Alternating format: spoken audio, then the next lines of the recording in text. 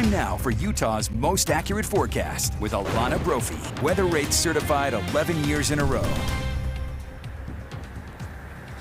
Welcome back. We've got a series of storms impacting the Beehive State as we make it through our first week of spring. Check out the muddy mess we're seeing in Washington County as soggy conditions take over. We are live in Santa Clara where you can see this is the view throughout Washington County as the wet weather continues to come down. This system favoring southwestern Utah as it started early this morning and wants to continue to push north. Take a look at the satellite radar here. It gives you a really good idea of where the moisture moved in. We've got tropical remnants coming from an atmospheric river, and that allowed for the moisture to fill into southern Utah and push into the central portion of the state in the last several hours. It started early this morning and it continues to move north, moving into central Utah, getting those echoes of moisture there on the radar as we get towards Utah County. This eventually is going to make it to the Wasatch Front, but soggy conditions in the desert, well, we don't always see that, and we definitely don't see it when a year like this, where we've seen a tremendous winter and that wet weather continues to come down. Now, we've got a front that's going to move through and the potential for some thunderstorms.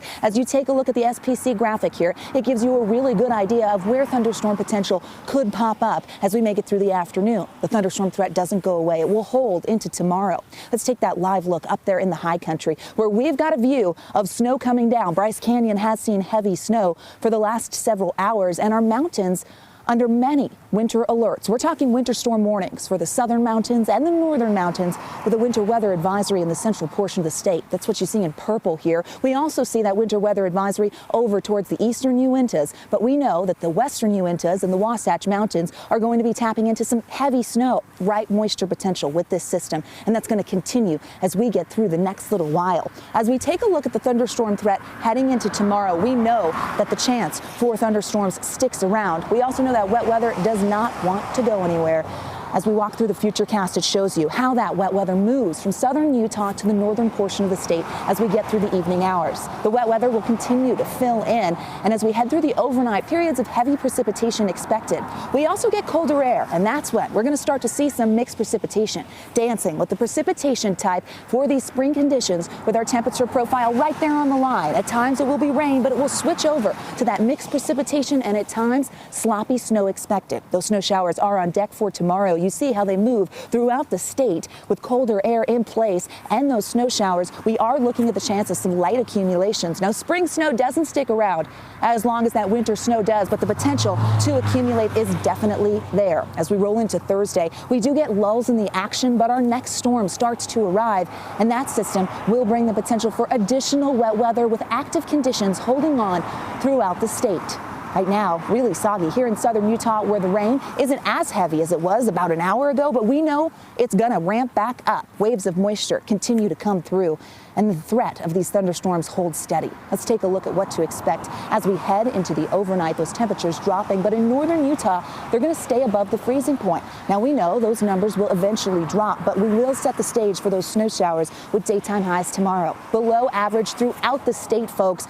We are not starting spring with those warm temperatures. No, we're way below average and we'll continue to stay there. And we know these active conditions, they're not going to let go. No, they hold steady as we look at the long range here, giving you a pretty good idea of what to expect in St. George. Wet weather holds on today, tonight, into tomorrow, and then possibly into Thursday. Drying out in southern Utah just a little bit, but those temperatures remain cool. Looking at the Wasatch Front, we have those active skies with that next system arriving on Thursday. We also get an unseasonably cold storm taking into Friday and heading into the weekend. So those temperatures, they do a mad drop back into the 30s.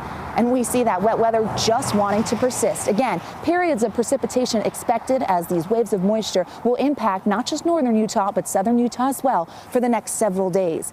These conditions will hold on, very, very active to start.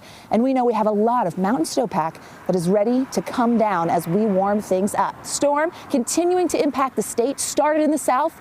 It's moving north. We're going to stay on top of it and keep you posted. Now, remember, to stay on top of the forecast, all you need to do is download the ABC4 Weather app. It's easy to do. You take a picture of the QR code that's popping up on your screen. That will take you to the App Store. You can download for free, and then you have Utah's most accurate forecast wherever you go.